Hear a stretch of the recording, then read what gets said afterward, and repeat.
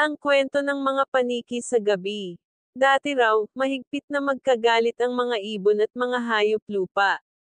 Mabangis silang pare-pareho at kapag nakikita ang isa sa mga kaaway ay pinagtutulungan. Sa kabilang dako, ang paniki ay isang hayop na mahiyain at hindi sumasali sa awayan.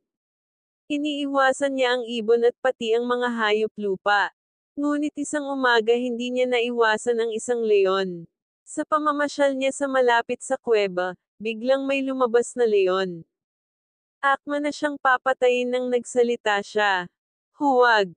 Huwag mo akong patayin! Hindi mo ako kaaway. Ako'y tulad mo. Tingnan mo, pareho mo akong dalawa ang tainga at isa ang nguso. Tingnang mabuti ng leon ang paniki, at tunay nga, may tainga at ngusong katulad niya. Sige, umalis ka na. Pag nakakita ka ng ibon, tawagin mo ako, bilin niya sa paniki.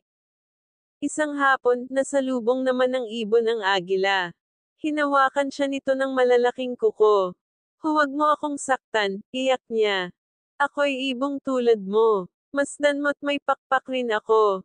Ah, sabi ng agila. Isa ka rin palang ibon. May pakpak at nakalilipad. Magkakampi pala tayo. At mula noon, takot na ang paniki na lumabas ng maliwanag pa. Baka kasi may makasalubong siyang hayop sa lupa, o di kaya ay ibong lumilipad. Lagi na lamang sa gabi siya lumalabas sa kanyang pinananatilihang lugar. Ang iyon ang dahilan kung bakit sa gabi lumilipad ang paniki.